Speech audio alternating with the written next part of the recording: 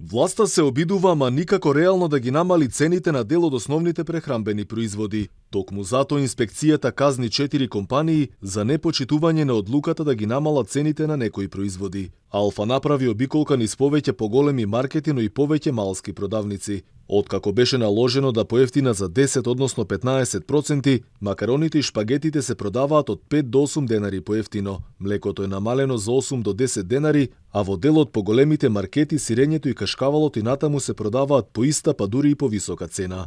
Па затоа не чуди одлуката да се казнат овие компании со 18.200 евра, зашто и натаму печелот врз грбот на јонако сиромашениот граѓанин. Ева намалуваме, брат, ова ќе расте уште. Ќе расте тоа многу, ќе расте. Ти со 10-12 илјади што ќе направиш? Да ги платиш тие режи што треба, имаш деца дома, школуваш деца или факултет, тоа. Нема шанса.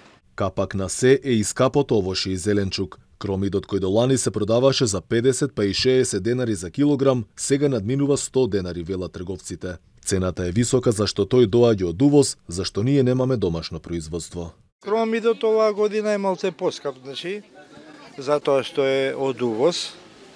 Македонски кромид моментално нема и затоа се цените малце поскапишки. Па на пазарот е кромидот од 80 до 100 денари на тезга, да. Стари кромид, да, за килограм, да.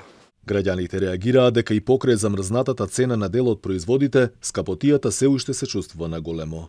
Да е скапо, прескапо, не знам до каде ќе се оди. Зеленчукот уште не е во фаза за да се оформи. И према тоа доваѓа увоз. Увозот, знаете како е. Малку повисока за жал. Малку, ба тоа е. И нема шо, сега ќе почекаме уште може месец дена па да пристигнат нашите струмички и така да видим. Да се ублажи ударот малку. Белки ќе се симни цената, така рачунаме. Досега инспекцијата прочешлала нешто повеќе од 250 компании низ Македонија. Оние кои натаму си тераат по свое, ќе платат од 800 па се до 10.000 евра, и тоа во зависност од големината на компанијата. Цените на основните прехранбени производи за некој денар поевтинија. Но граѓаните велат дека за жал се уште не чувствуваат некое големо поевтинување. Велат власта во наредниот период да поработи сериозно за намалување на ценовните шокови.